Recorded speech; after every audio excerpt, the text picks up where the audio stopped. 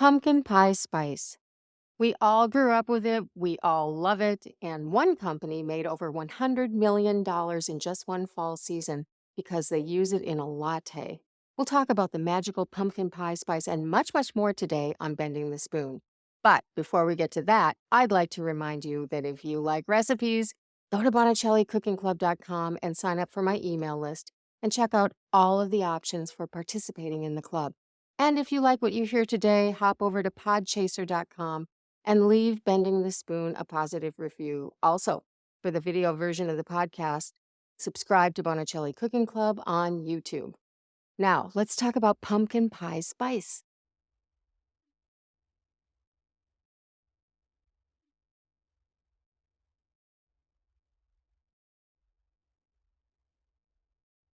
Before we get into this, I should mention that I switched topics for this podcast. I just had to get pumpkin pie spice in before Thanksgiving.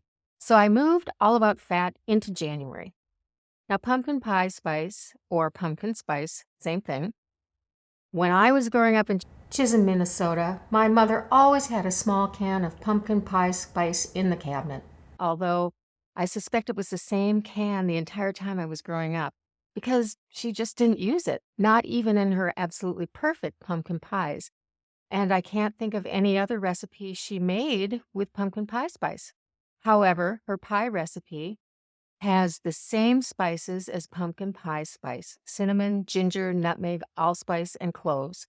And I think she liked controlling the amounts of the spices, and her pies were her thing. I still use her recipe. It tastes great, but I'll never master a picture perfect crust like hers. They were so perfect they look machine made. There are a few things that I find remarkable about pumpkin pie spice. It definitely is a cold weather combination. It's made of warming spices, spices that make you feel warm. And also, I'm sure because even without the rest of the pie ingredients, it smells like pumpkin pie. And pumpkins are a fall vegetable. So even though you can buy pumpkin puree year round, I'm willing to bet that most pumpkin puree sales happen around the holidays when we're all making pumpkin bars and pumpkin pie. And it's cold outside. People associate its aroma and flavor with comfort, which is why Starbucks pumpkin spice latte is so popular. So popular, it has its own Instagram account. Before Starbucks introduced their famous fall concoction, the seasonal pumpkin spice scent was primarily used for candles and home fragrances. That's something I never bought into. I like my home to smell like a baked pie when I'm baking one, only when I'm baking one. Now, you can find pumpkin spice flavors in almost every type of food you can imagine, from Cheerios to Oreos, pancake mixes to protein shakes. I even saw some pumpkin spice jelly beans at Christmas time. Wrong holiday for jelly beans, I think. Now, here's the interesting thing. When you smell the pumpkin pie spice combination, you smell sweet. That's partly because the cinnamon and nutmeg trick your brain into thinking it is sweet. But if you taste it, it isn't sweet at all. There also may be some association. It smells like pumpkin pie, so you think sweet. But I think it's just a phenomenon with some spices that they smell sweet when they just aren't. That brings us to our featured ingredient. This week's featured ingredient is actually two ingredients: nutmeg and mace. Nutmeg is a key ingredient in pumpkin pie spice. Mace is not. So why feature both?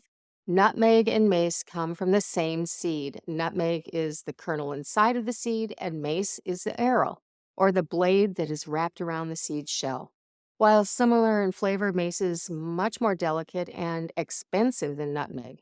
Nutmeg is typically used in baked goods and sweet and savory dishes worldwide, while mace is more often, but not exclusively, used in savory dishes.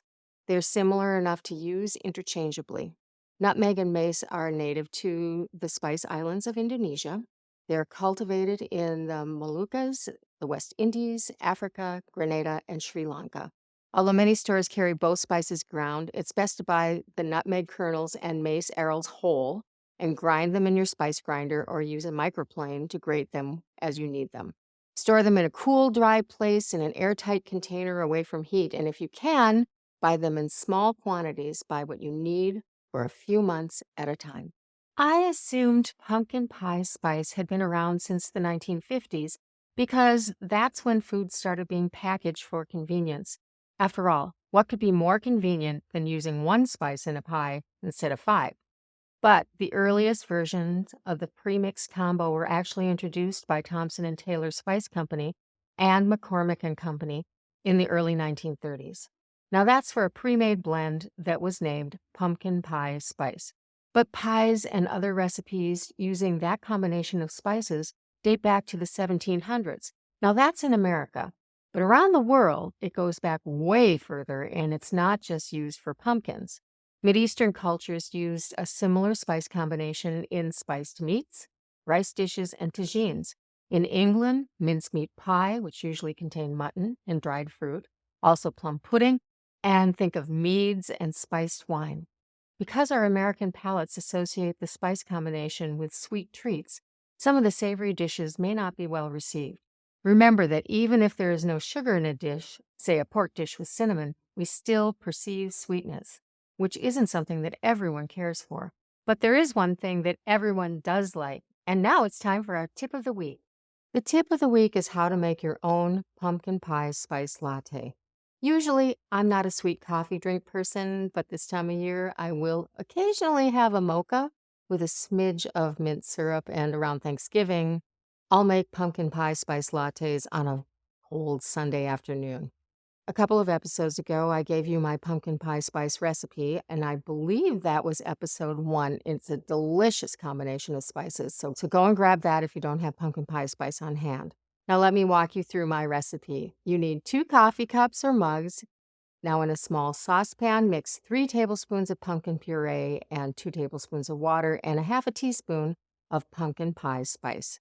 That to boiling, stirring for 2 minutes to bring out the flavor of the spices. Mix in 2 tablespoons of granulated sugar and keep stirring until it looks like a thick syrup.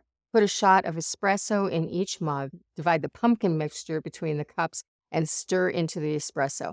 Froth 1 cup of milk and 1 tablespoon of vanilla extract and divide the frothed milk between the cups. Top that with slightly sweetened whipped cream and sprinkle with more spice for a garnish. Now, I usually skip the whipped cream, but it is delicious. And I should mention, this probably seems like a lot of vanilla, but I promise it's not. The vanilla is what makes it taste like pie.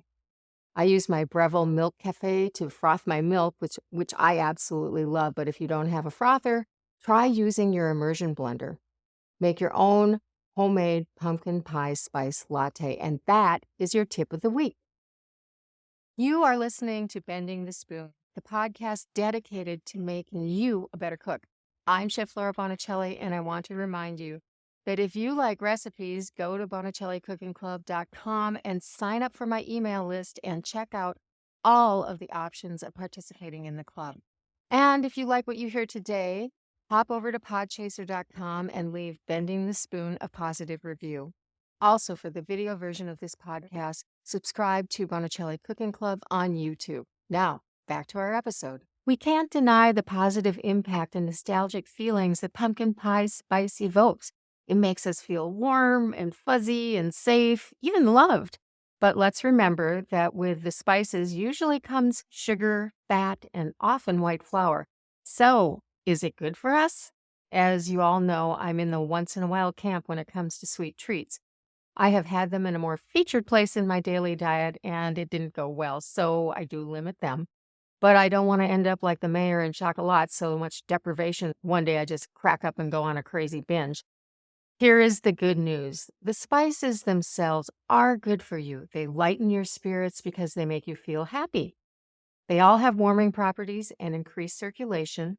Perfect for fall and winter weather when our circulation goes down and the days get shorter and shorter. A reduced flow of oxygen can make you feel tired and lethargic, but after having a pumpkin spice latte or another pumpkin spice flavored food or beverage, our blood vessels expand and we feel warmer and more energized. If you look at any of the ingredients in pumpkin pie spice individually, they all have a long list of benefits. Take our featured ingredient, for example. This is a culmination of things I found from a number of sources, including Healthline and WebMD.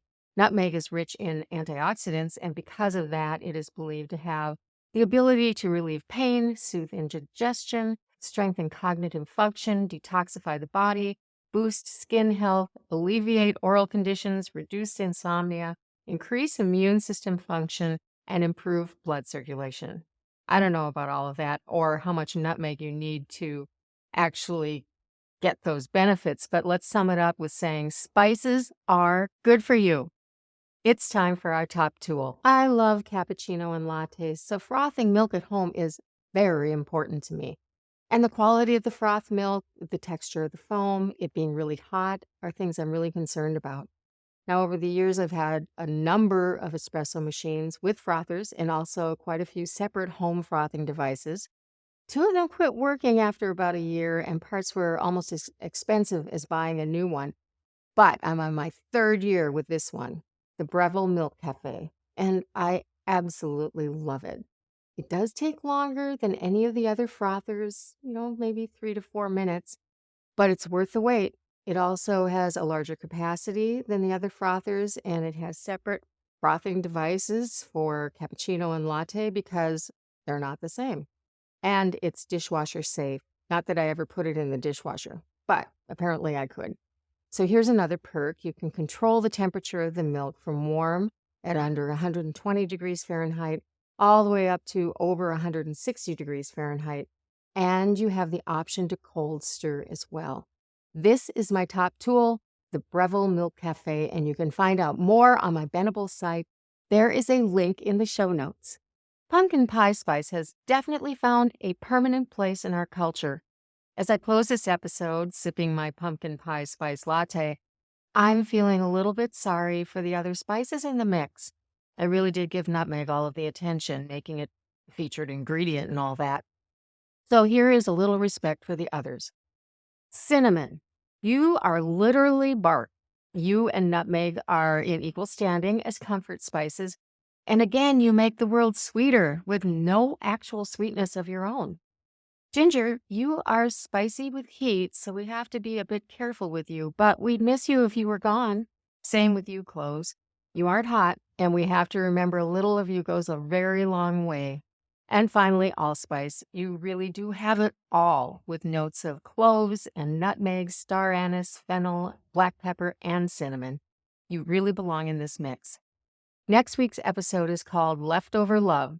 Look for it. I wish you a wonderful Thanksgiving and holiday season. Thank you so very much for listening to this episode of Bending the Spoon.